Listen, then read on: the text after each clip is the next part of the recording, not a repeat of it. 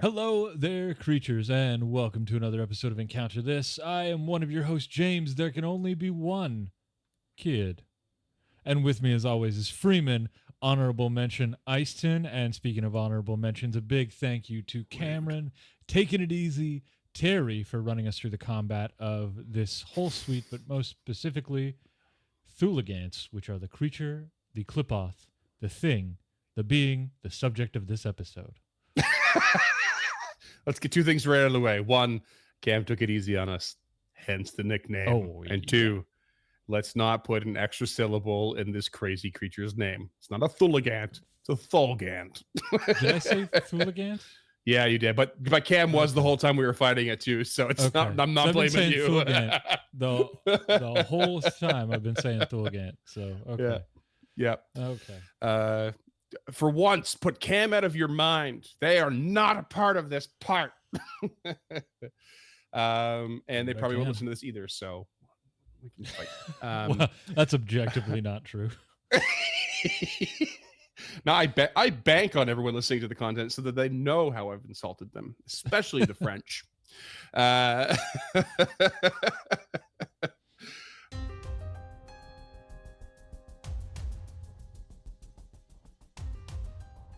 Hey there, creatures, and welcome to Encounter This, a podcast exploration of the creatures from Pathfinder 2nd Edition and the lore that surrounds them.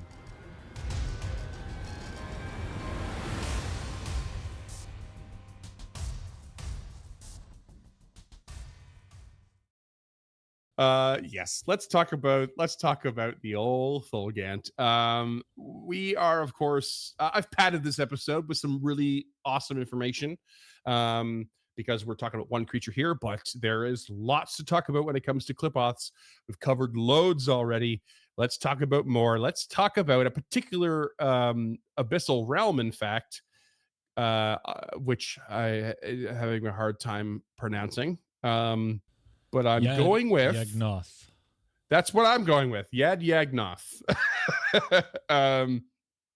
So keeping within these outer rifts, there is an unclaimed realm that is known as IAGNOTH. And it serves the effective gateway to the Qlippoth territories. You might remember we talked about how the deeper you go, proverbially, the Proverbs. Yeah, that's the one. The Qlippoths still hold territory, but the assumed majority is covered by the demons. So within this realm, it is unclaimed, and it's sort of beyond it is where the Qlippoth do still reign. There are portals that lead to this realm that are hidden within voids and deep crevices, and the realm itself is composed of like quasi-formless flesh and slime, the whole realm.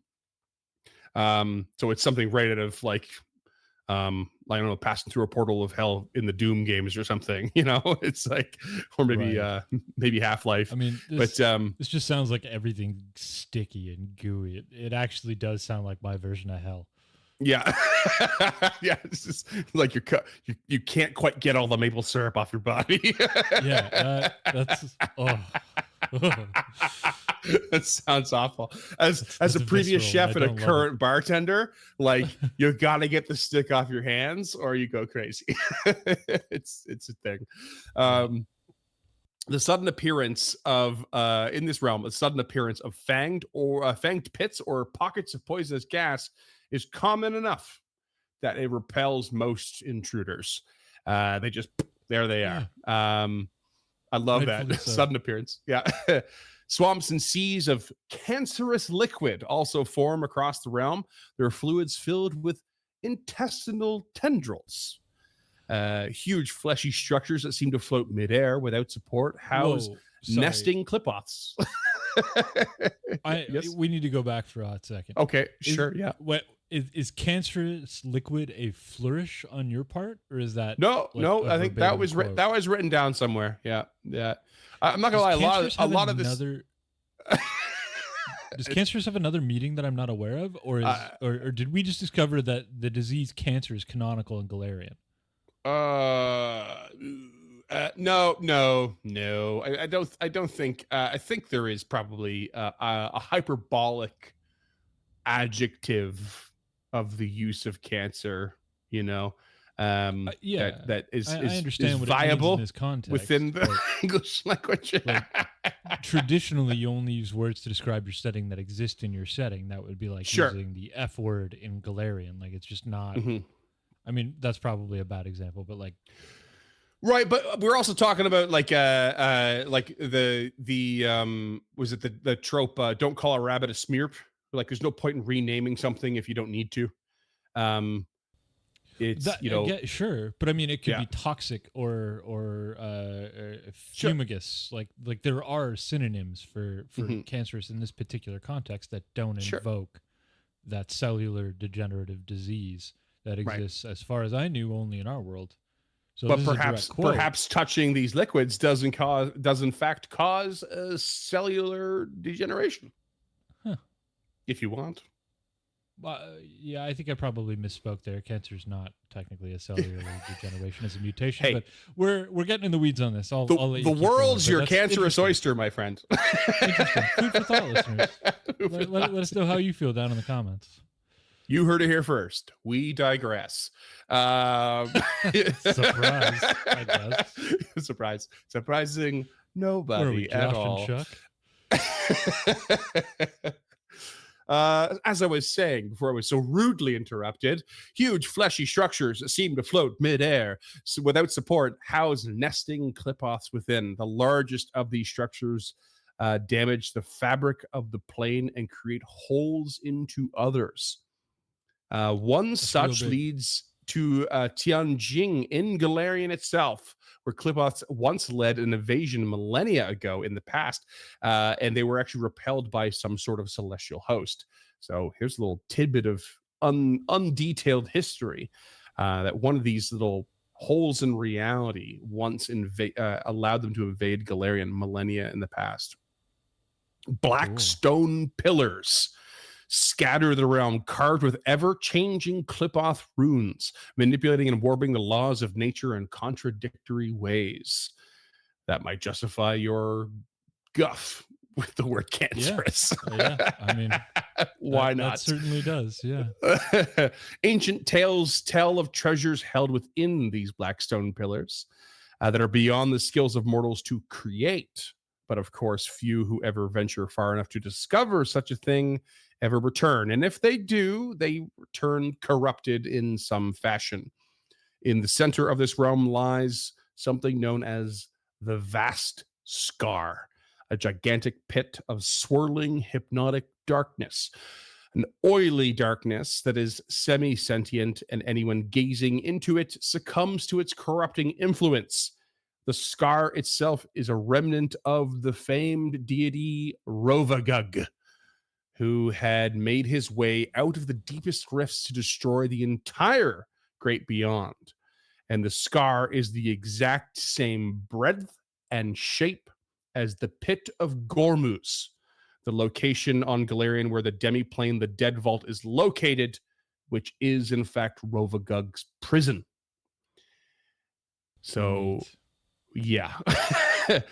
Needless to say, IAGNOTH is a very significant locale with a lot of... you don't want to go there. It's not your go-to vacation spot. And if you have grand designs on crazy magical treasure that's beyond the scope of creation for mortals, maybe let it go. Maybe let it go. It's probably not really for you. And Yanjing wasn't a mispronunciation on your part. I believe that's the capital city of Tianjia, I think is the... Oh, is it? Oh, I think I don't remember. Okay. Yeah, I didn't read much more into it because there wasn't really information on the invasion that I recalled or that I noticed, or at least didn't note. But yeah, it was just a fun little fact there, I guess, because we're always talking about this, like it's so these creatures are so related to the outer rifts, and we have that link through the Darklands and through that island and you know all that stuff, and with like flesh warping and stuff too. But there doesn't seem to be a huge push for them to really be on Galarian or in the mortal plane other than to destroy Sin. So a full scale invasion of some kind seems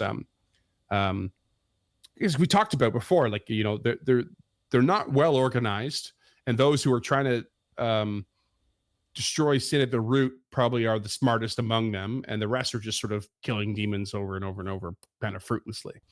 So it's, I thought it is a cool point that there was someone at least at some point attempted it, but we've yet to really see that on a full scale in the current iterations of Pathfinder, I think.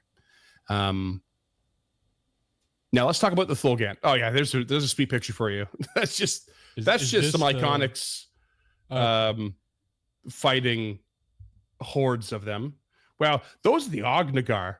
That they look a lot bigger in that picture than I think they should. Yeah, huge. But that's gargantuan. Come on. Like you think that's gargantuan? That's Godzilla size shit right there. Like, yeah, I mean, so is huge. I mean, Godzilla's probably huge, no? Maybe he is. We all know I have a hard time with measurements and scale. Okay, I'm not good at it. I guess it depends what era of Godzilla you're looking at and what nationality of Godzilla you're looking at. No, it's true though, because once I've said it before. I once learned that a telephone pole, not including what's underground, from the ground up in the surface, is about 16 feet high on average, and that's about the average size of a giant, which is a large creature, which hurts my brain so much. Yeah, and then a huge creature is what, double that? So I guess that could be Godzilla sized. Oh, that hurts my brain. Gargantuan would be about the size of this the Harbor Center. For those of you who have been to Vancouver. I live in Vancouver. I don't even know what that is. I don't know anything. I don't know downtown. I don't know anything about this city. It's the needle downtown that you can see from anywhere.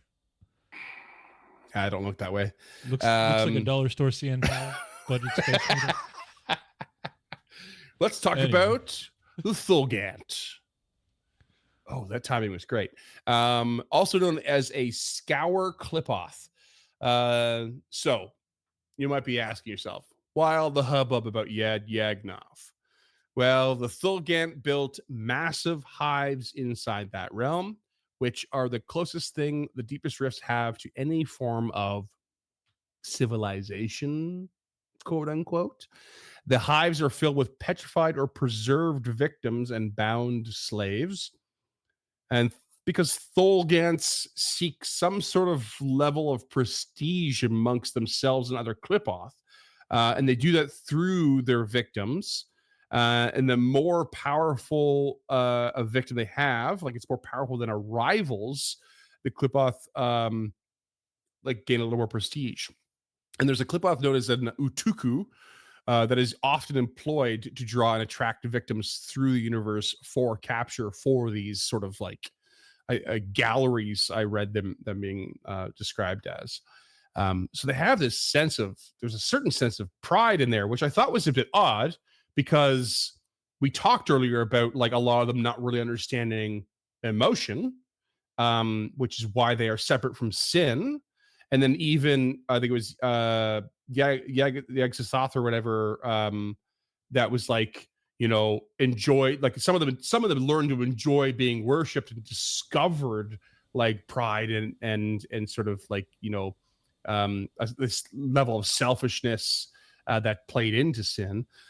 So it seems a bit odd to me that we have this like Qlippoth that we can fight that has a stat block that obviously has this sort of element to them that should be the antithesis of their kind. Yeah. I just realized that you can put any two hard sounding syllables together and tell me it's a Qlippoth, and I'll just nod like an idiot. Like, yeah, that's right. Thulgant. Thulgant. Uduku. Goobaba. See, yeah, I don't know if you're being real or not. Yeah. Oh, I'm real. I'm real. We've shaken hands. Let's talk about its appearance. You can see by this picture, but for the audio listeners, we've got the spider-like creature with 10 legs as opposed to 8. There's a clutch of red eyes beneath a head, I guess, that is covered. It's an upside-down spider with its legs that bend backwards. Yeah. It's mostly that. Yeah, mostly that. Writhing tentacles come out of where its head is.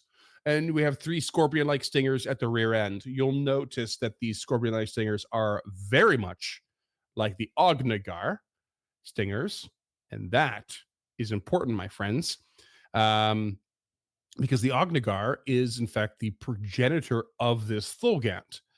You might remember in the previous episode how they like to eat themselves so fat that they can't move and then cannibalize themselves until they transform into this creature. So the dragon scorpion gross. That eats itself so hard it becomes a spider. Perfect sense. It's yeah. I mean, I'm following the line of logic. I don't know about you. Yeah. Other than nesting in a hive and seeking victims for prestige, the Thulgant spends the majority of its time hunting demons, of course. The nesting and gathering of galleries of petrified victims is a diversion for themselves at best, it's described. So maybe there isn't a sense or as strong a sense of pride as we think. Oh, yeah, there's the one he aired. It's a little more comic book-esque, but it's pretty cool. No suckers on those tentacles. Much more muted tones. Yeah. So destroying demonkind and returning to the rifts of the Qlippoth, returning the rifts to the Qlippoth as their place of rule is the ultimate goal of this creature. So they do tend to push towards that said goal, and they have a particular, which one doesn't, a particular hatred of demonkind. So that's the Thulgant. That's actually pretty straightforward. They kind of have some things at odds, I feel like, in the lore. Like they're doing this, but they're doing that. And one's a diversion, apparently, we learn shortly after. But like there's more detail on what the diversion is than there is about they're actually fighting the demons, but fighting sin. Right. For audio listeners, you don't really need to look up this image. It's actually just straight up nightmare fuel. Yep. Mm-hmm. To our video watchers, thanks for being here. We appreciate having you on over on the YouTube, but real sorry about this. This is we applaud your iron stomachs. Yeah, these are not great. So that's the Thulgant. But like I said earlier, I've padded this episode with some fun stuff. And we are going to go through that now. We're going to go through what I've referred to as the honorable mentions. Since it's the lore of this creature is simple and reasonably sparse, let's talk about some of the creatures that have existed in Pathfinder 1E, but have not been introduced in 2E yet, but have still lots to add to this sort of grand mythos, as it were. We're going to take turns on this. Do you want to start or do you want me to go? What do you think? I can start, I think, if you want. All right. Good luck with that name. All right. Look at that thing. The Hemeron. The Hemeron. That's as bad as good as I can do. Born from the corruption of death itself. Not sure what that's supposed to mean. Basically a giant titan beetle with a sagging elephant hide over its tiny carapace. They're 4.6 meters across, or 15 feet. 6 meters tall, including its trunk and its antennae, or 20 feet. Weighing over 6 tons, or 5,433 kilos. Imperial tons, not metric tons. And as lore tells it, one can succumb to their hideous flesh alone, forced to imagine the trunk digging into their flesh. Awful, awful, awful. Mm-hmm. Yep. And the antennae can rot flesh with a single touch. Not any better. Mm-hmm. The Hemerons kill living creatures, and preferably demons, and use their bodies as incubators for the young. And young seems like the wrong word, because they basically just because they're basically each just entrails, muscles, and skeletons of their victim. They then shed their own trunk, bury it in the hollow out remains, and then within an hour, they grow their trunk back, and a fully formed Behemeron rises from the corpse. That's fucking awful. Yeah, you'll notice that my next note is "da fuck." Yeah, this is some like Yeah. hunter wasp kind of shit where they It's fly down ridiculous. and lay their eggs in the back of a spider, and then the spider just goes about his life until wasps explode out of it. Awful. Yep. Wow. In an hour, a fully formed one comes out. That's no young. That's so fast. It's ridiculous. You can imagine For that audio in a long-term like battle in an army. Like that's terrifying. Yeah. No, thank you. For audio listeners, this thing has like 10 legs. It's got 4 of these antennae, and it does have kind of like a plate around the back of its head. Very reminiscent of like a triceratops or anything in that vein. That's what I was thinking. But I totally get where elephants come from. It's got these huge like ant-like mandibles, and then its trunk isn't a trunk so much as it is a pincer. Well, it's trunk with a pincer on the end. But like you look at it, you're like, that reminds me of an elephant, but then like doesn't end the way it should. None of this weird. ends the way it should. Doesn't even start the way it should. Yeah, right. Yeah, this one you should go look up. This looks like cool. a real ugly dung beetle. Yeah, it's messed up. Big fan. Although I do have to say that there's that one the one foreleg or arm, I guess, that's like on the ground. I mean, there's 2 of them that are like matching. Yeah, but they kind of look like they're lame. Like it looks like he's just like flopped his hand down on the bar. They're not. So that's why I said dung beetle, is because those 2 would be used to roll the dung or like prop themselves up on their back 3, and they would use those to push it forward. If you use this in your game, listeners, make sure they're rolling giant balls of Qlippoth dung down hills as siege weapons. Or they're rolling corpses of the thing they just killed that they're about to implant their trunk in. Or they're rolling giant balls of dung filled with corpses. Okay, let's go on to the next one. If you ever want to have your players back, maybe that's not it. If you ever want James in your game, don't do that. Let's talk about the creature that is a name that makes me think that maybe that's why James volunteered to go first, because this is unpronounceable. No, that's definitely not it. Cataboligny? We're both leaning into the GN romantic language nye sound, which is probably realistic, but let's be honest, you can't say it. Cataboligny. It's yeah. All right. Yeah. It's about as silly sounding as that picture looks. Because basically this creature is described as a living siege engine. It is 16 tons or 14,515 kilograms, 30 feet tall, about 9.14 meters, and 40 feet or 12.2 meters long. 6-legged, has spiked clubs at either end of its body instead of a head or tail, and spiky growths all along its back, and a yawning mouth under its where its belly should be, which is a familiar thing from the Chernobyl. It's just but this one some sort of ichor. Oh yeah. You know, it constantly drools a flesh-eating poison, of course. So if you get under it, cool. Oh yeah. If you get under it to try and stop it, good luck with that. There's no cutting the Achilles tendon to this creature. 30 feet fucking tall. Sure. Yeah. There is a massive tree-like growth on its back that is capable of shooting a concentrated beam of entropic energy.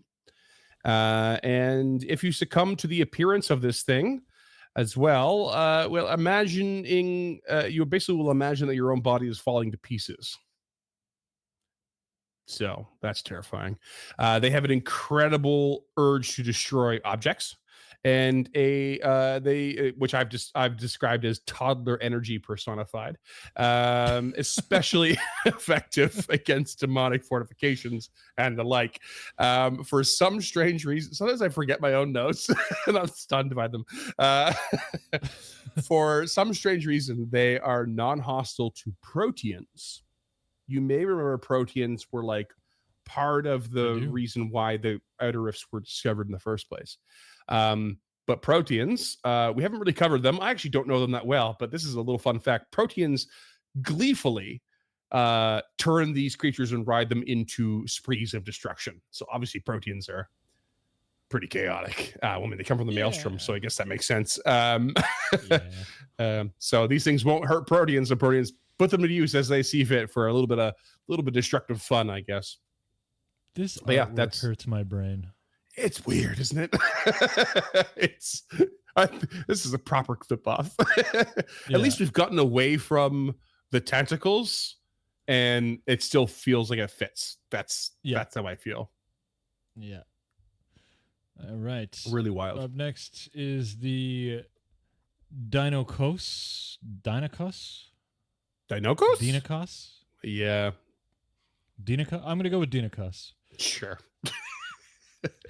This is a smaller guy, standing about 0.9 meters or 3 feet and weighing about 54 kilos or 120 pounds. This is just a tiny person. Except they have a spiny shell and several hooked legs and a jawless mouth ringed by eyes in the dozen. So it's like snail meets crab meets lamprey. Yep. Classic lamprey mouth. Yep. Succumbing to this horrible appearance causes mental numbness that halves your speed. And they attach themselves to other Qlippoths like Remora and telepathically goad the host. Cool. That's fun. Imagine having a little parasite that just tells you how shitty you are.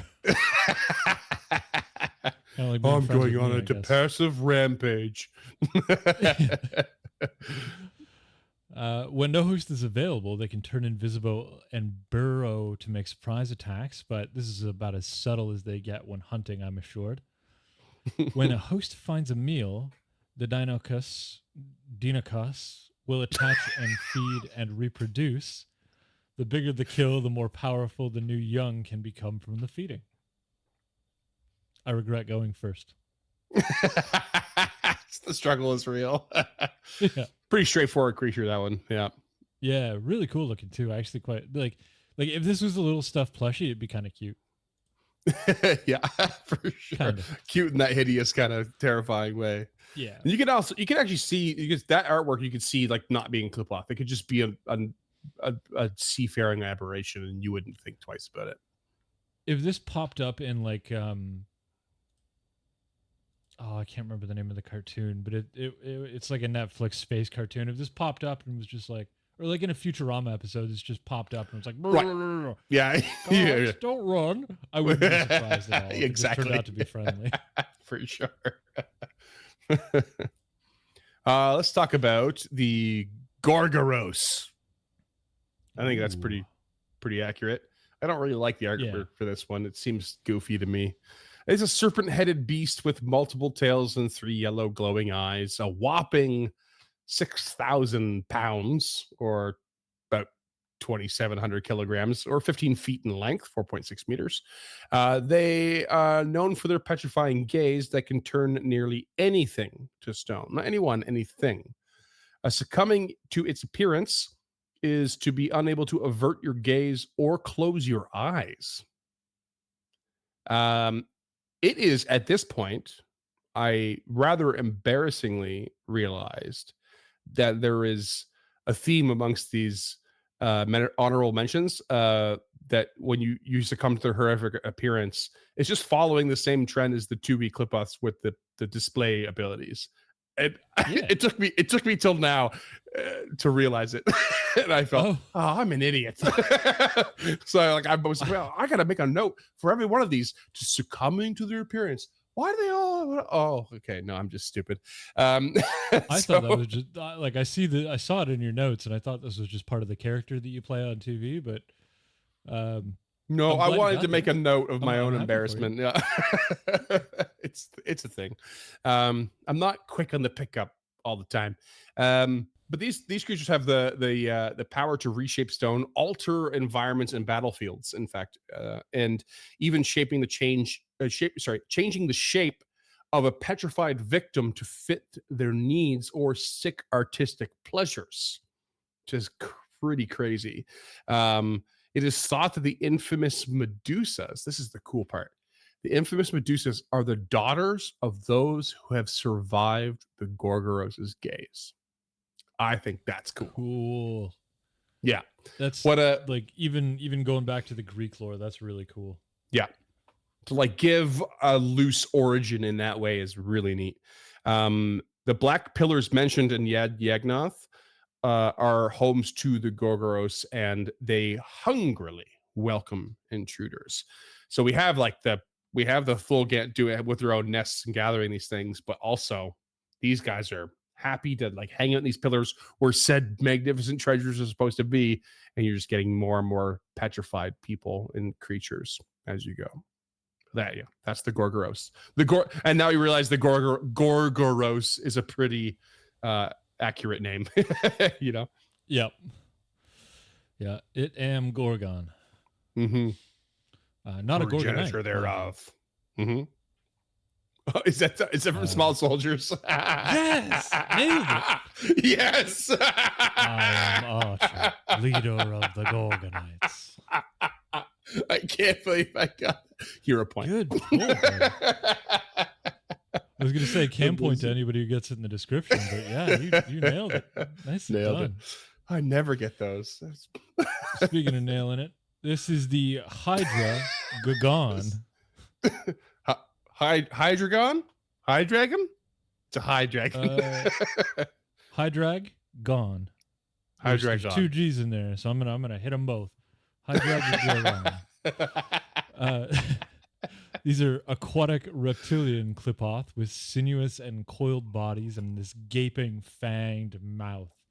Its tongue is forked into 3 tentacles because we're back to Tentacle City. It is capable of manipulating like a human hand.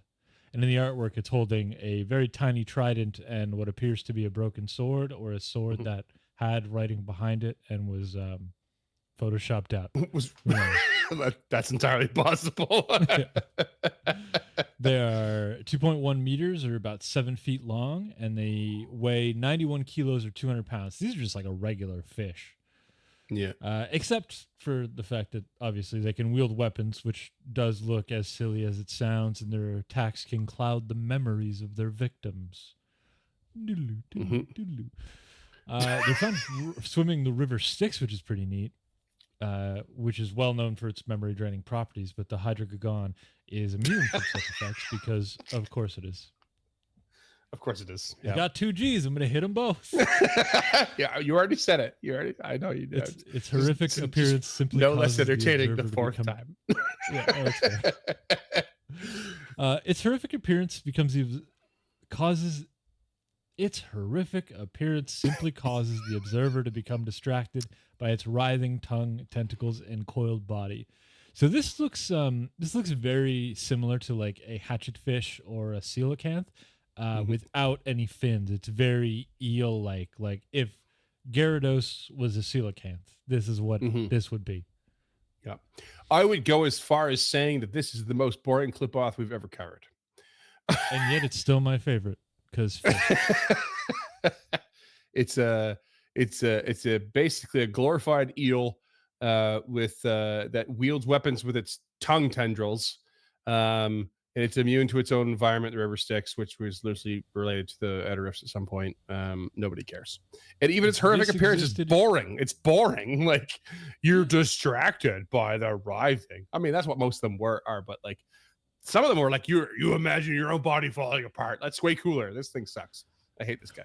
Sure, but you ever been distracted while you're swimming underwater? I don't swim underwater as a rule. I'm terrified of the water. I it's enjoy really being in it, but I'm great. really not confident at all. it is really easy to get in like tumultuous water, to get turned around and lose your sense of direction, especially if you're like deep enough that light can't really penetrate it.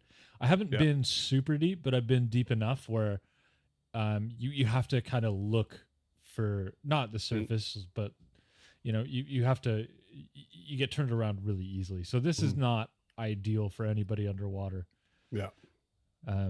But so that's just an extra hard pass for me on this creature. Just don't use it. It's no good to me. No, No that's good to fair. me at all. And you are correct. This would be an eel if it were in our world because it has no fins. It reminds me I'll of let you move of Flopsum and Jetsam from the Little Mermaid.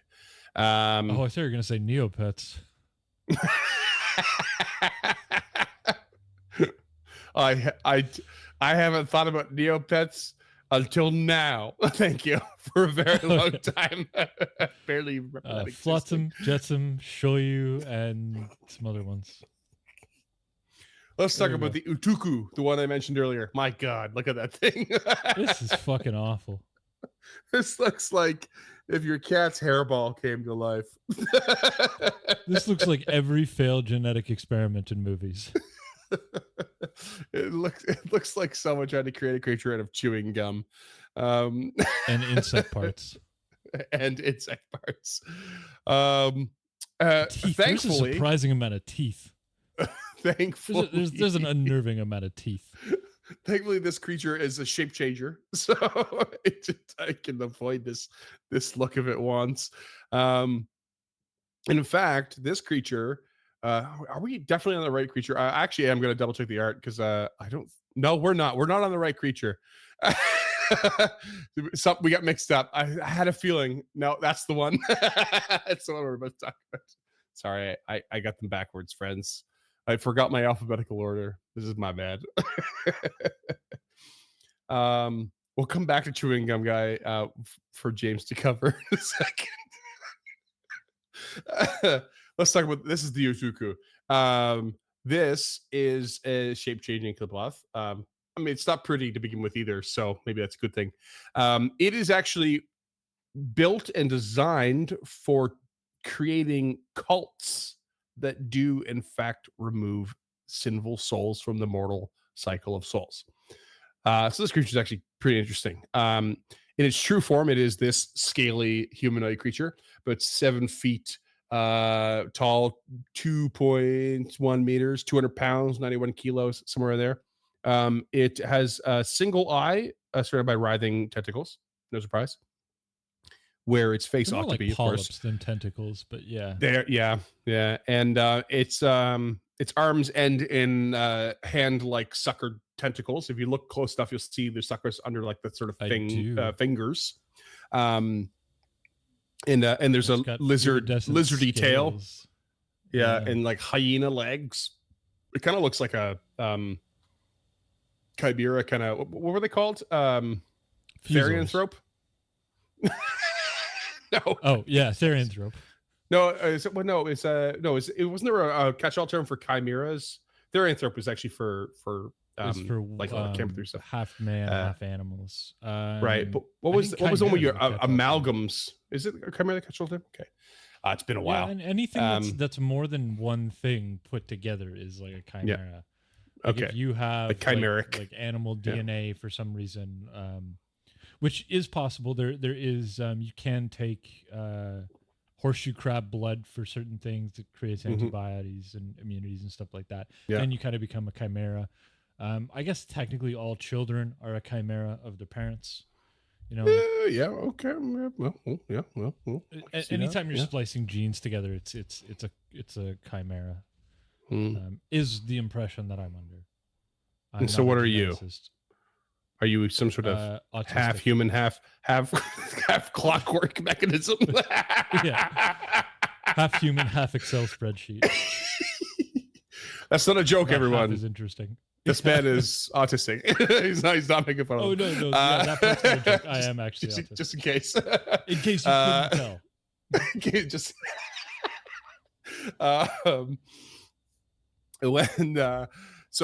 when the Utuku attacks, it siphons away the victim's humanity, meaning humanoid only. I think. I double checked the mechanic on this. It attacks the humanity, which is not the best catch-all term for the fact that you're humanoid, and it basically causes charisma drain on a mechanical level. It can replicate the power. So this is the weird part. It can replicate the powers of a cleric and access abilities from 2 domains at the same time, so long as they are from the following domains: community, healing, nobility, protection, and repose. Again, this is from 1E. That's So not a bad list for sure. it's pretty cool. So they basically just replicate the abilities from those domains without having to actually be granted them from a deity. And they then teach their disciples that the rewards for their faith are not to be transformed into an outsider through their faith, but to instead be assimilated into the great beyond itself. Just kind of scarily not untrue. It's like it's a really well worded lie. And after death, the souls of the faithful in these cults will pass through Pharasma's judgment and be immediately transformed into quintessence that bolsters the outer rifts, but does not bolster the demons. They cannot turn the demons. So rather than becoming shades or petitioners, which would then feed the demonic legions, they pass that step and become quintessence.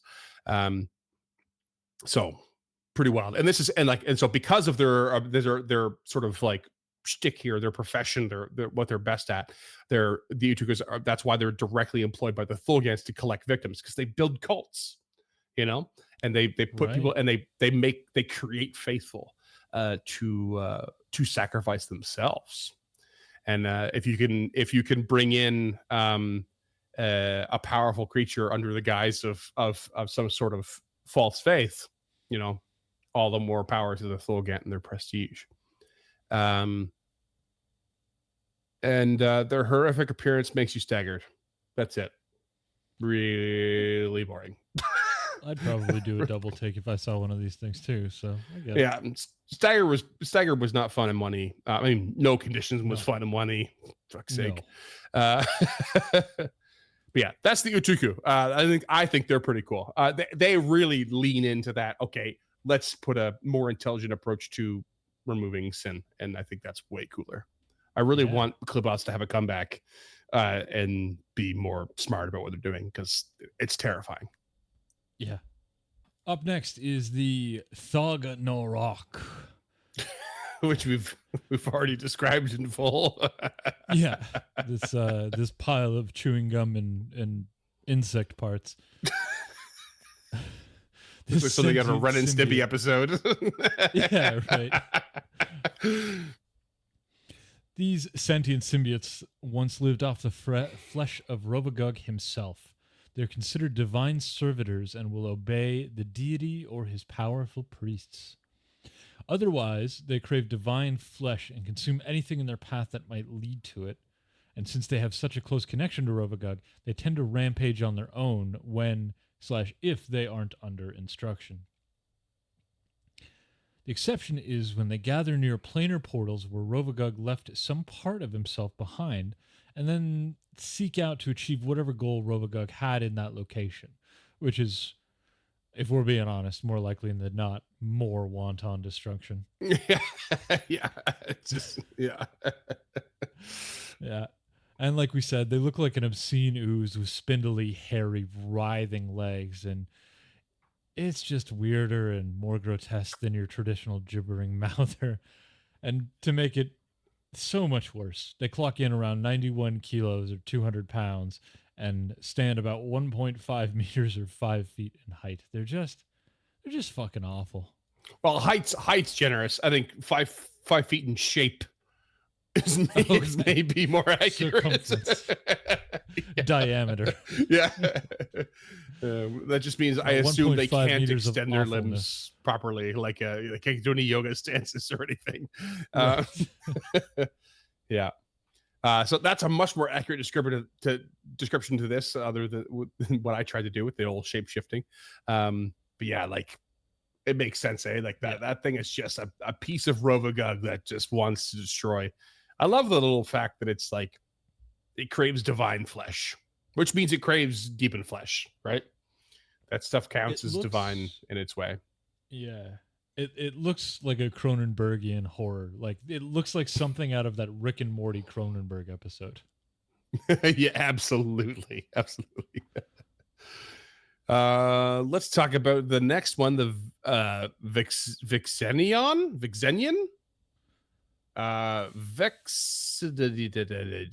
This one I think James should have covered. This is an ooze-like Qlippoth. James loves a good ooze. Yeah. It resembles a pulsating, blood-red, bloated tumor. We love those too. Muscular tentacles and eyes can quickly sprout and disappear back into its mass as it sees fit. It is one of Yamasoth's most fecund experiments. Fecund means like if you see a fecund forest, it is filled with growth and life. It is cool. It is the epitome of just like blossom, basically. And they feed on their victims by absorbing them and digesting them with acidic fluids, discarding any remains that can't be broken down, of course. So very, very classic ooze-like behavior there. Constantly hungry. They can be found wherever there is plenty of prey and prefer to climb high and drop upon their victims. It's always a fun little thing to throw at your players. Because surprise ambush by a heart with tentacles. I'm always reminded of when I used to play, I don't remember the video games Tenchu Stealth Assassin. And if you were you were basically playing a ninja, and but you could not really go toe to toe. You had to be a stealth assassin. And we had a joke, me and my stepbrothers, we were playing these games, is if you couldn't find where you needed to go, it was when in doubt, look up. And there was always like an extra path to follow. And so I feel like that's a piece of advice that most people would follow when you're in a dungeon. When in doubt, look up, because you never know what's going to fall on your head. It's a different reason to follow the rule, but it's still important. So these are large in size, so they're a very big creature. But the amorphous nature allows them to squeeze through very tiny spaces, as you might imagine, provided they aren't currently engorged with a meal. They reproduce via mitosis. So when fed thoroughly, they will hide away, and the outside of their mass hardens, becoming indiscernible from a regular rock formation, which is even more fun for dungeon diving. And then it stews up an internal rancid amniotic fluid, and within 24 hours, 2 Vixenions emerge from the cocoon, both retaining all memories of the original. They might serve as shock troopers or vanguards in the Qlippoth armies, gathering materials for Yamasoth's experiments, or sometimes take up company with Nyogoths, which are among the very few creatures that it finds inedible. I can't eat you, so we can be bros. I can relate to that sentiment. And they have this is a weird one. They have a very sadistic habit of talking about flavors. And they will ask their victims what their favorites are and share descriptions of their own favorites, all in the midst of digestion. Cool. Yeah. You might recall that most Qlippoth have telepathic abilities, so they're just talking to you in your mind while you're being digested. That's messed Hard up. to forget. It's so messed up. Yeah. For audio listeners, it looks like a heart with tentacles. It's a very tumorous one. A very tumorous one. Yeah. Not a healthy heart. Not a healthy heart. And not like one of those ones you've seen on the cigarette package. It's a total different kind of not healthy. Yeah. Cool. An ooze who's also a gourmand. I mean, I should have covered this one. Yeah. Hindsight's 2020. We have one more to cover, and I'm happy to take it over because it's something I mentioned previous. I promised we would cover on this one, but you're welcome to take the wheel as well if you want. But this is a very, very significant creature. I think no, you take it. Okay. I'm going to take a stab at pronouncing it, I think. Yeah. Ithavos. I kind of think Iathavos, I guess Yathavos would work as well. Thavos. Yeah. Kind of like in Yagnoth. Yeah, it does look a bit goofy. It's adorable. But it's absolutely adorable. that's your plush toy. That is your plush toy of this episode for this sure. This is like Demi Devimon if it was actually scary. But let's talk about this. I'm going with Yathavos. I'm here for outside of the Qlippoth lords themselves, this creature is the most powerful Qlippoth. It is so singularly chaotic and evil and abhorrent that the Outer Rifts itself only allows a single one to exist at a given time. So the realm only allows. Yeah, this cute little guy. This cute little guy. The concept of existence is like there can only be one. Exactly. There can be only one. Just like the modern world would never replicate another James whilst James was alive. just chat GPT wearing a stupid hat. This thing is you can buy colossal. It on chartednorth.com/shop. This thing is colossal in its size. It's a spherical creature of sorts. It's like bat-like wings, red eyes that appear on all sides. We see in the front here, but apparently they're on all sides. And huge claws that dangle from its body. This is the creature I described in the Nyagoths episode where the Nyagoths squirm all along this creature's body, eating the scraps left over from its kills. The Yathavos can absorb other creatures and transform them into more Nyagoths. Again, considered to be one of the worst fates an explorer could meet in the Outer Rifts. I did mention that before. And it can also fire beams of entropic energy that cause victims to burst into energy, flesh, shadow, and smoke in an instant. It is supernaturally stinky and boasts a bunch of magical abilities, including the ability to shift between various planes of the great beyond. Succumbing to its appearance can permanently blind you and feeble your mind. So cute. So cute. So cute.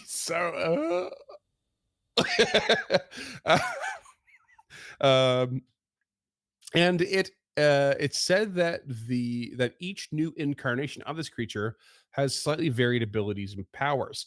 It wages an eternal crusade against the demons and mortal sin, not limiting itself to the Outer Rifts. It will travel to worlds and rid them of all mortals, leaving them bereft of creatures that can commit sin. It just goes on a tirade. These worlds are thoroughly ruined, usually littered with Nyagoths that continue to consume every scrap and speck left behind. It can be summoned by very powerful magic, turning its attention to an entire world.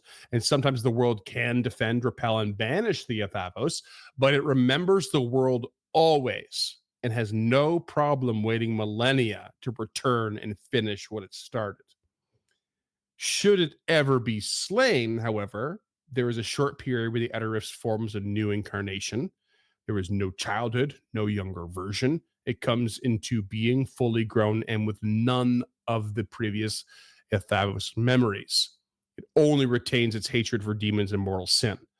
So there's a really interesting loophole there to it remembering being banished from that's a story hook if there ever was one, a long-term one.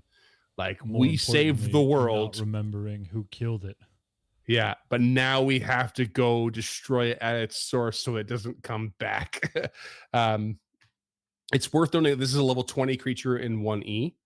And it says that the longer it hunts and lives and grows, it becomes more powerful, possibly taking on the sorcerer class as it does.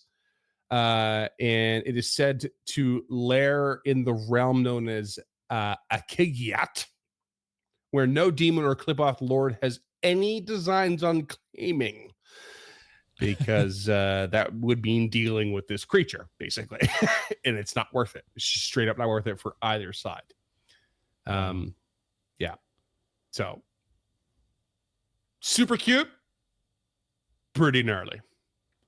The Highlander of Bats. The Highlander of Bats. And that, my friends, is Qlippoths. Before we get into the stat block, that's it. That's what we got covered.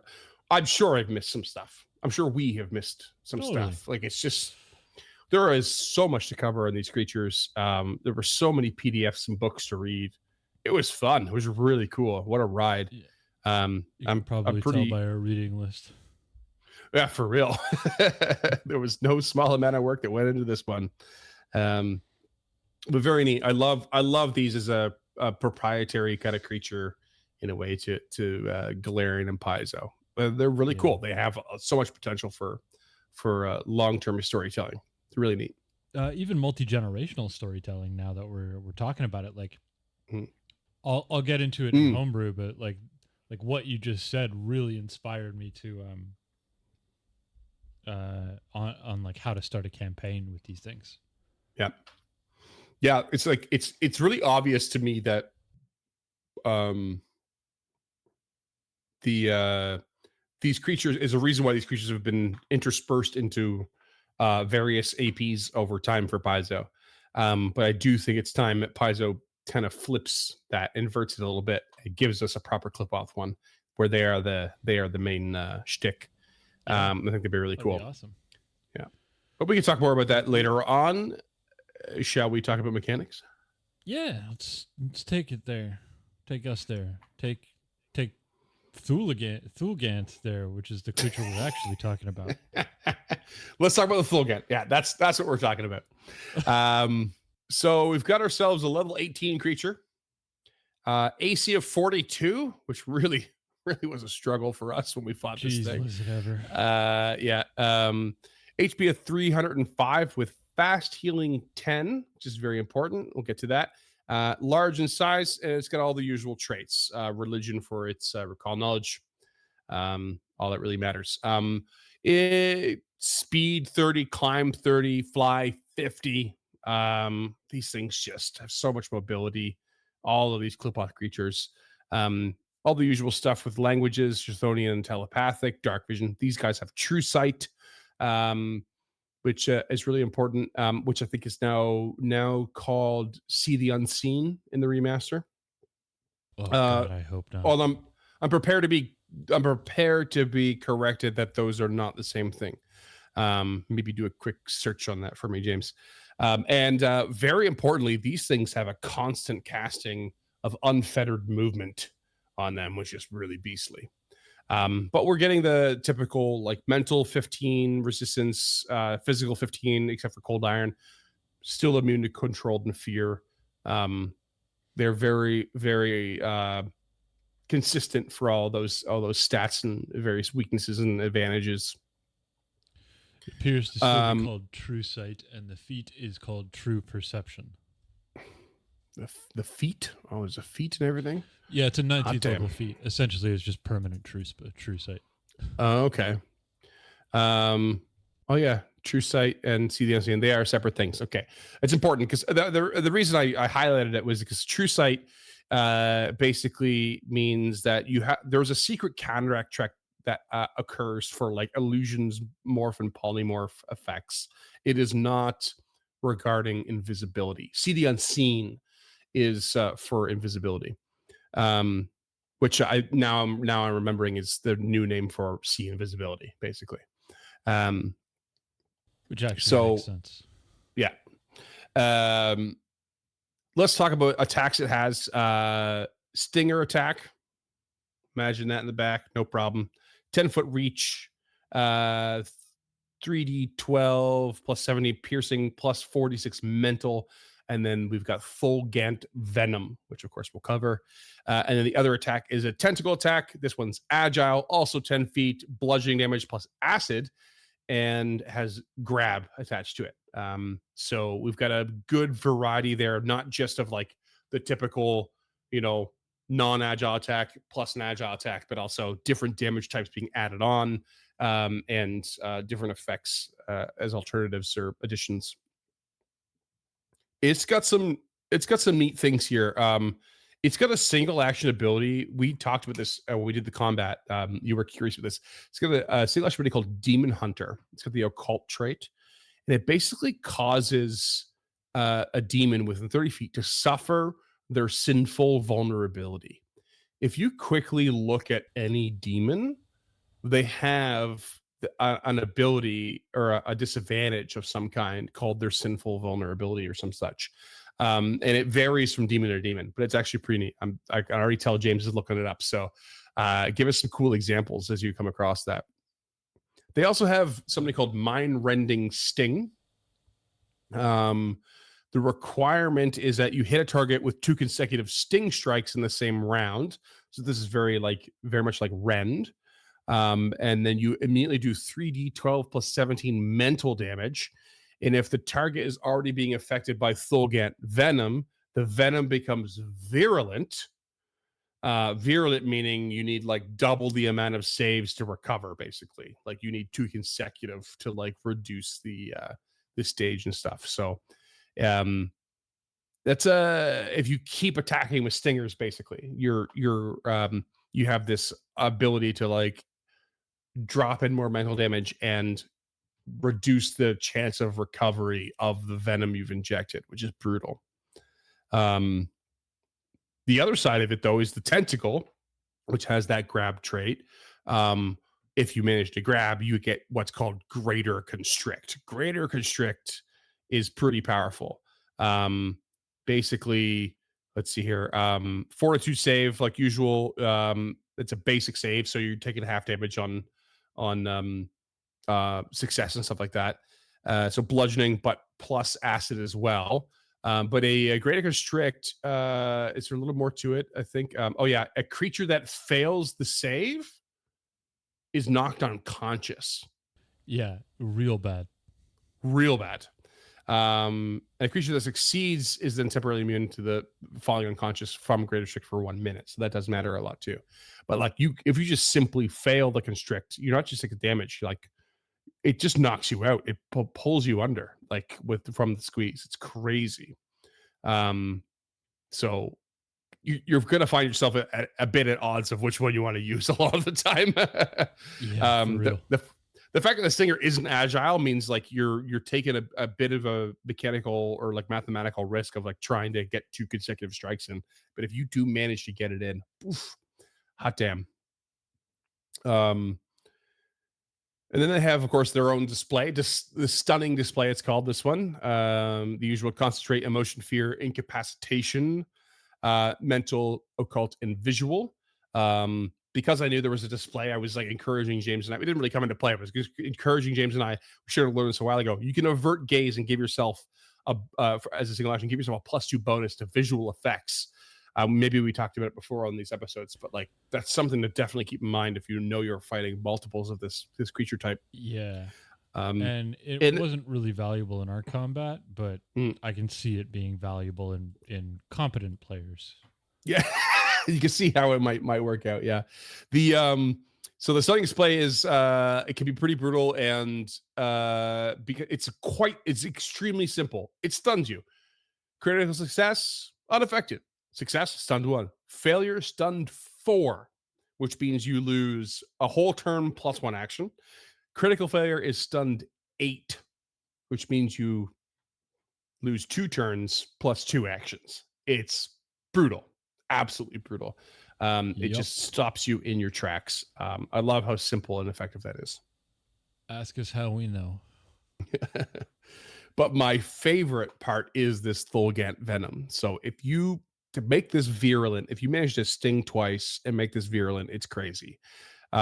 This is where we got lucky in our combat because we saved against this every time. For DC 40 fortitude save, maximum duration is 6 rounds, 1 round per stage, pretty classic. Stage 1, you take 3d6 poison damage and randomly gain one of the following conditions: clumsy 1, enfeebled 1, or stupefied 1. Of course, stupefied 1 being really, really not good for casters. Clumsy 1 being terrible for everyone. Stage 2, yeah.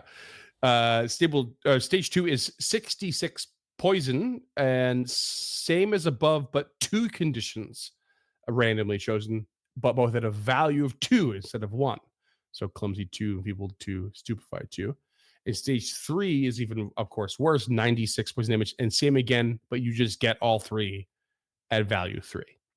So it's a pretty big escalation as Which far as could the poison last for goes. a possible 4 total rounds.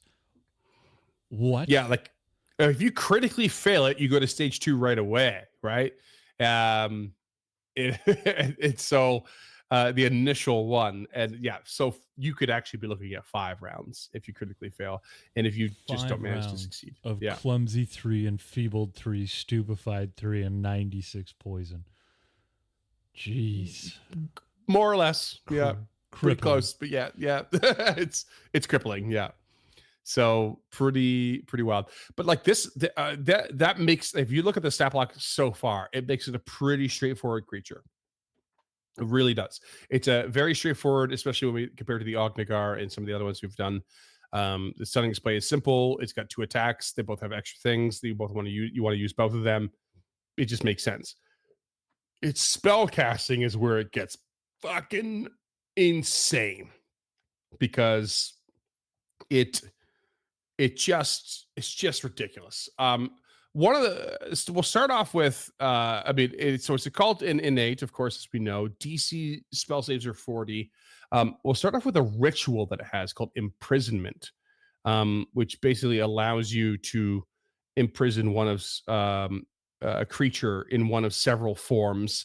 I won't go through the whole thing at all, but it is a very thematic ritual that is rooted in its, wish to create a gallery of bound, preserved, or petrified individuals.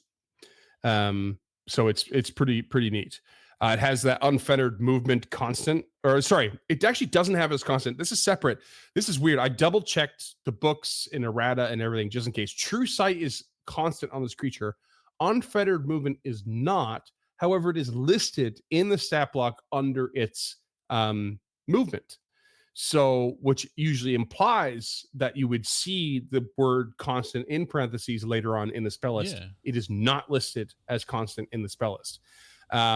So that is worth considering as from a GM standpoint, that this thing should not necessarily have it. It seems to be an error on Paizo's point. It is not an error on Archives of Nethys. It is not it is as it is in the Monster Core. So I'm not really sure what the ruling on that is. But unfettered movement is very strong, especially at a high level. It basically can just escape, grabbed, immobilized, restrained conditions, unless they're magical effects of some kind. Yeah. So if you have someone coming up to grab this thing, it can just walk away, which can be very powerful ability. So that's a kind of a hot topic, I think, on its power. So yeah, it's hard to say what it should be. If you find, I don't really know how to approach that, because it would be easier to make it a constant spell, but a GM, I can't give the advice of like, oh, consider that if the players are having a hard time. No, it either needs to have been cast beforehand or not. You're not likely to cast this mid-combat. So you can't make the decision, in the spur of the moment. It kind of becomes an unfair thing. So I'm not weighing in the comments or on the Discord. Let us know how you would rule that. That's a really tough one. How Cam ruled it, you can go over to patreon.com/UnchartedNorth. There you go. Watch our combat. Beyond there, like, and we're looking at high rank spells here. So like that, we still have like days and detect magic. There are cantrips. They are heightened to 9th level. Unfettered movement and true sight are at 6th rank. We have a 7th rank interplanar teleport. 8th rank, we have dispel magic, define decree, phantom pain, which again I find a bit like an odd one because it does non-lethal damage, but actually makes a little sense for this creature at the very least, because it wants to capture you. Define decree is a pretty wild spell. Fortitude save, 40-foot emanation from your person. And you utter a potent litany from your faith, a mandate that harms those who oppose your ideals. And you deal 7d10 spirit damage. Well, that's it. That's it. Yeah, I say it's a rank 7. No, rank 8. So it's actually going to be 8d10. And then you have your usual basic stuff for damage, but you also are going to be like enfeebled, possibly paralyzed, and critical failures. There's a whole bunch of extra happening, but yeah, it's just a big old announcement of believe in me or you're gonna die. I love that kind of simplicity. Can beat up your God. Yeah, exactly. Yeah. And then we have Quandary as well, which is the new maze in the remaster. Basically pushing you into an extraplanar puzzle room of sorts. You have to find your way out using checks. You're ejecting you from the combat effectively. But what else can eject you from combat, James? Petrify. Petrify. Petrify at rank 9. No, does heightening this to rank 9 give any extra boost to the Petrify? No, other than the fact that it's a really high counteract check and/or DC. Of course, when you fail this, it does have incapacitation. So keep that in mind. But when you're fighting a creature that is higher level than you, and you go ahead and throw a spell out there to sort of get rid of the slowed condition that it loves to stack upon you, and/or the petrified condition you end up with, well, if you're casting that at a lower rank, you're going through counteract checks and you're going to fail that shit, as we learned is so really quickly. Yeah. Even at 15th level, 40 is not anywhere near a gimme DC. Yeah.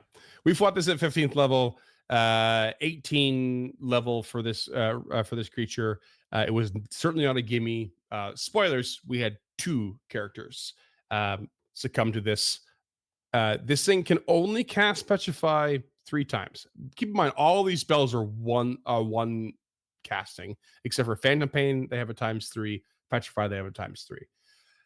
But it was enough. It was enough to really. It did use all 3 of them, but it was enough. Mm-hmm. It was enough to take 2 of us out of the combat. And on top of that, we have Phantasmal Calamity, which is wonderfully heightened.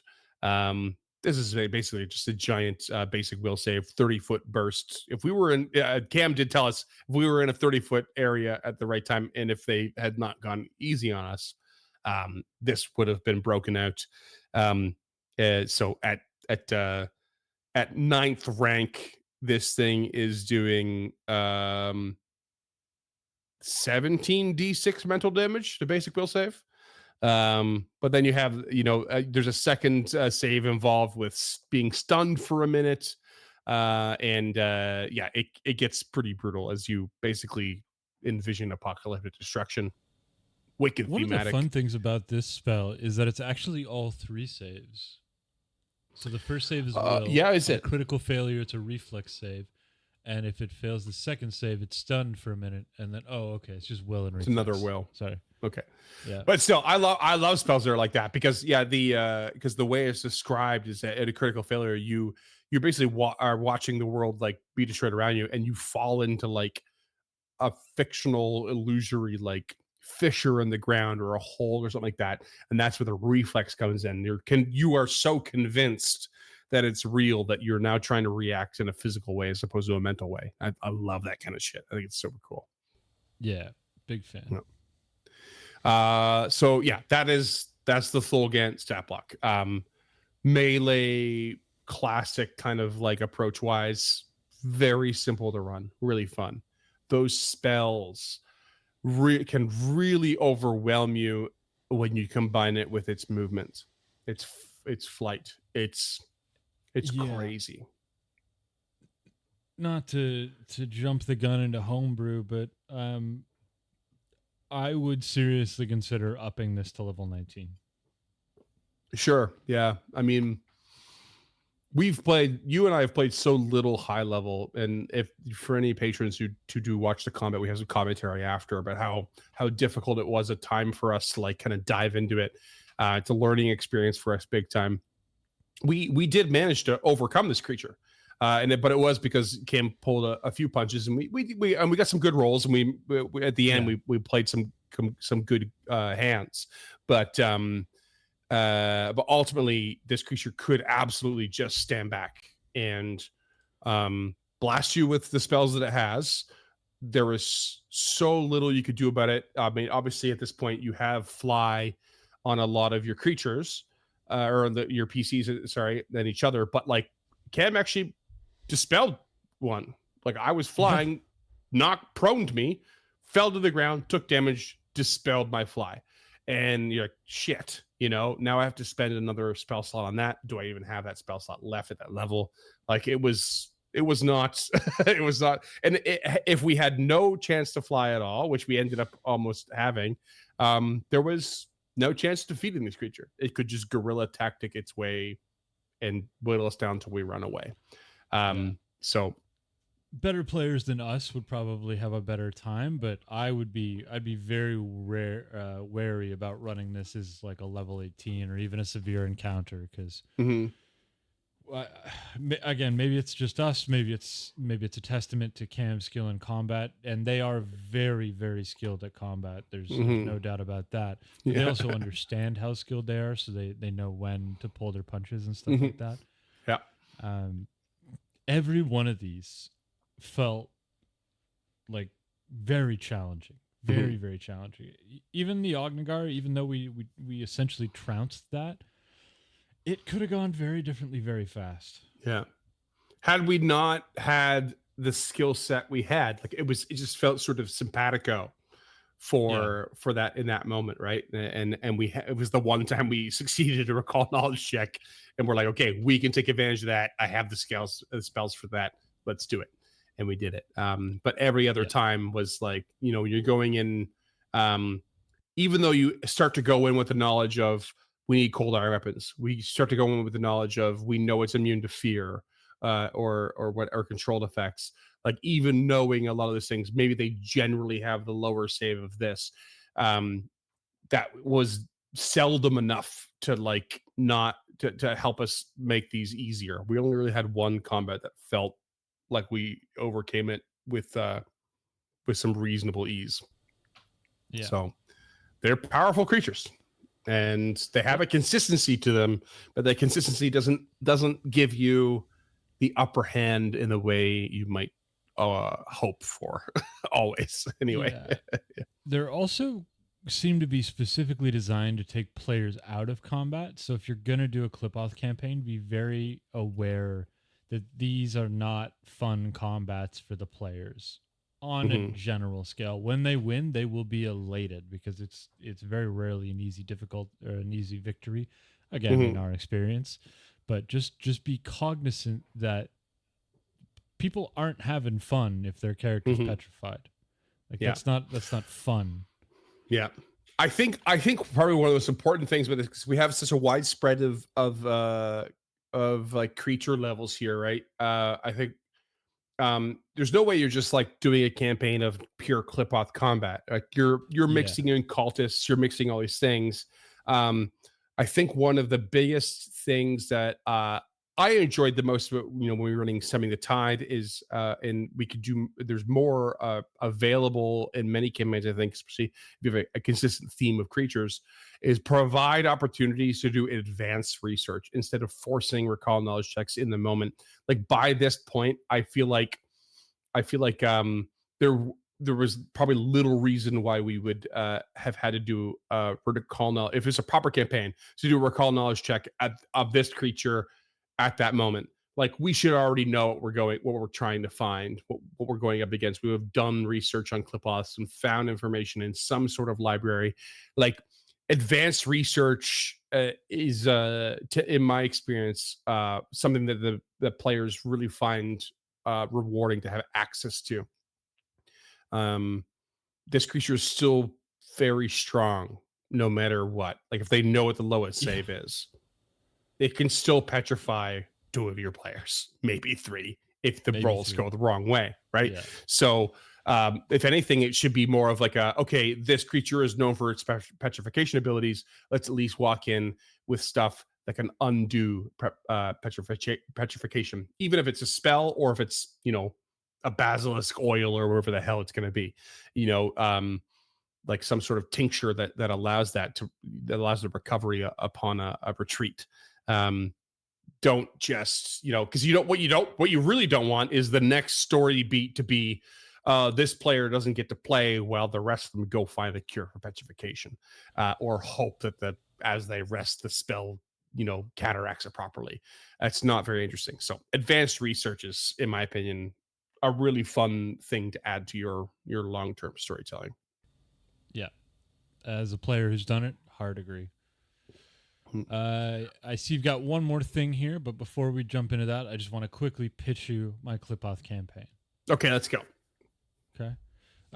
It's just an opening. It's not like a fleshed out campaign, but I think this would be a really interesting way to open it.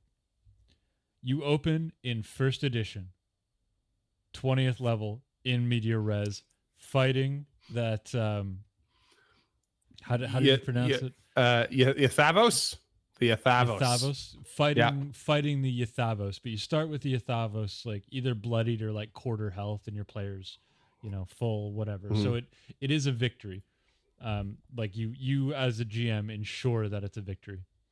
And then you close that out and you open the campaign at level 1 as descendants of those heroes. And then you've got built-in buy-in, you've got a built-in storyline, but you open that campaign in second edition, so not only is there progression in mechanics, there's a progression in the narrative as well as the timeline.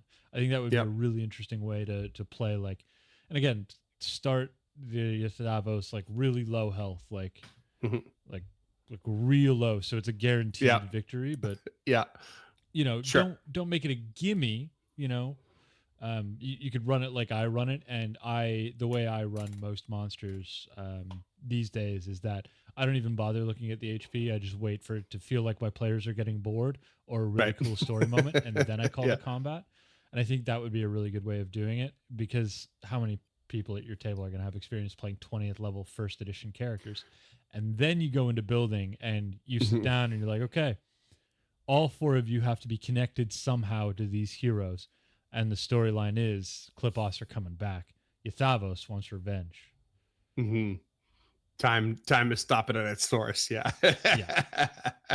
We've learned some extra information after the generations, and I dig that. I might add to that a recommendation of providing pre-gens for your first edition 20th attempt. Don't make them build 20th level characters only to have them for one intro session. Grab the iconics and make them name it. Like, okay, you're playing this character, like just hand out the iconic character sheets, cross out the name, and be like, all right, watch them stumble over gender. it, have a good laugh, let them blast a big spell.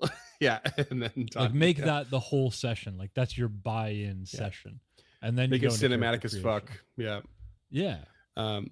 And then from there, and then you're looking at like maybe you're looking at a 1 to 20 campaign, like you'd certainly potentially, but it doesn't really have to end with the fighting of the Yathavos per se either, like 1-on-1, like or like 4-on-1 or whatever. It doesn't have to end at the same scenario, but it does have to end with the death of that creature as the victory. So consider that, think about that. That's cool. I dig it. Because you and I were on the same page on that when that information kind of spilled out. It's like you have such a cool opportunity here for preventing the thing from returning when it really wants to return. And the best you can do, that it's going to be reincarnated, or maybe you do, maybe you find along the way, but at the very least, that it won't remember who you are, where you're from, and why it's supposed to hate you. That's people the best victory you can get. Long memory. So we have one final note after all of that, and it is that we are not covering ROVAGUG. There's your symbol for ROVAGUG. ROVAGUG is a Qlippoth, as we've mentioned, the ultimate Qlippoth as it were. But it is, as they say, beyond the scope of this production. The history and story of ROVAGUG is very long, also known as the Rough Beast. It's well beyond Qlippoths and the Outer Rifts. You know, like the ROVAGUG is huge. It involves so many deities, creatures known as ROVAGUG spawn. The focus here was to cover creatures that you were likely to encounter in Qlippoth-based campaign. You will almost assuredly find ROVAGUG worshippers along the way as well in said campaign. Maybe even be one yourself as you play in it. But to cover ROVAGUG is to drop so many names, so many pantheons and deals and creatures of extraordinary scale, that all of that is really, that's a lore video if we do one. You know, it's not a stat block campaign recommendation video. It's not we've never really gone into a suite in that regard. And currently we have no plans to, unless, you know, Patreon allows us to find a way to it. We would certainly love to cover deities of that kind and get into like massive full detail of that lore and really break it all down and give recommendations and advice for campaigns and stuff. But it's, yeah, again, it's kind of beyond the scope of what we try to do here at Encounter This, which is really cover what you are going to immediately be, you know, faced up against, and the environments you might be find yourselves in. And of course, many fun facts. But like when I even started looking at ROVAGUG, I was like, oof, you know, I've got to look at this deity, that deity, this deity, and all of those matter because of their domains and where they come from in the greater beyond. And like, you know, it just it branches out in such a ridiculous degree that you can't really condense it into something that is worthwhile. You know, you really just have to dive into it. So I recommend you just go down your own wiki hole and or just go look at ROVAGUG as a deity you worship and just get the basics of it, because it's mostly what you will need. Because I think ROVAGUG is an entity for Paizo for future Pathfinder Adventure Path like storytelling, as much as Qlippoths can be as well. It's right up there with Tarbathon, the Lich, and like how there is a progression in the current sort of like history of Galarian, and like that's still being told. There's a tangible, playable history already. There is more to come. Yeah, I think ROVAGUG is somewhere in that pocket, but at such a larger scale that it doesn't make sense for us to just like cover it half-heartedly, you know? Yeah, I think you're making the right call there. Yeah. And this has already been a giant-sized episode, which is great. This is the perfect way to cap off this suite. So thank you so much to everybody involved: Takale, Povo, Cam, you, Freeman. This has just been a really interesting experiment in what we can do if we give ourselves the time and the scope of the project. So we hope you liked it. I think we both really enjoyed producing it this way and would like to try it again. But at the end of the day, we answer to you, the audience. So we want to know how you feel about it. You can leave us something in the comments below. You can find us over on Discord at unchartednorth.com/Discord. You can send us an email at info@unchartednorth.com. Yeah, I mean, there are myriad ways to get a hold of us, to get our attention, to let us know what you thought, how you thought about the suite. If you listen to this on Spotify, I think I'm going to try and throw up a poll, so you'll have an option to, yes, I liked it, no, I didn't like it, yes, I liked it, but I'd like to see more, that kind of stuff. It'll be our first Spotify poll, I think. So at least you'll have an option of weighing in. We really do need the aid, but I think we're going to do one more suite like this just to see what it looks like when we can really get the motor running and flex our muscles now that we're a little warmed up. And then I guess after that, if you don't like it, We'll see. We go back to the old way, or try something new and different. You know, who knows? This has always kind of been our experimental show, and I think it will continue to be so because it's so so loose. Like the format is so it's not. It doesn't lend itself to one particular format over another. We can play and experiment and change things up, and we have in the past, and we'll continue. It's always been designed to be to provide a certain level of flexibility, right? So exactly. We want the purpose is to get the creative juices going. We would be remiss to disallow ourselves to follow that same philosophy. Yeah, exactly. So we don't know when the next one's coming out. We'll probably only do a couple, maybe a few this coming year in 2025, because these are large projects, and we want to make this one a lot larger, or the next one a lot bigger and more of kind of everything, as well as give ourselves some time to actually do it. As these have been coming out, I've been editing them the week before, and I'd like to not have that kind of give herself stress. a little more breathing room. A little more preparation, a little more breathing room. Yeah, exactly. So we've got a plan. We just need to pick our sweets and start taking a run at it. But again, thank you so much for watching this episode. We hope you watch to the end of the credits so you can see all those names again and where they helped out. If you want to help us out with the next one, you can head over to the Discord where you can have the chance to roll for a character, which is great. Super helpful. But yeah, that's pretty much it for us. If you liked it, you can help us make these shows over at patreon.com/UnchartedNorth. If you want some sweet gear, you can go to unchartednorth.com/shop. Socials are in the description. You know where to find those. Encounterthis.ca for the show notes. And I think I called it Works Cited. So that's a complete list of everything we use to make this particular suite. All of the books we looked at, all the websites, all that stuff. If you're an audio listener and you want to check out the video, youtube.com at UnchartedPod or at EncounterPod. Jesus.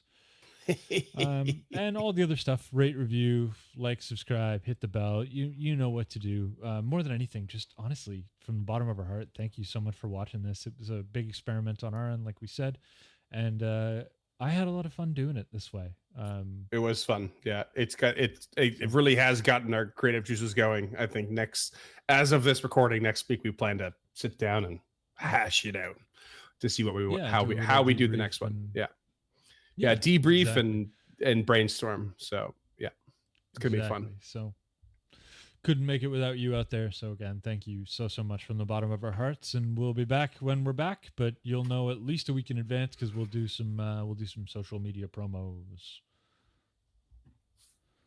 or some such gesture for promos. Promos. It's James' version of jazz hands. Exactly. A little more frenetic. Thank you, friends. That's gonna do it. Thanks for sticking around. We appreciate you being here for what can only be called as the stuff of nightmares. Until next time, creatures, thanks as always for listening to Encounter This.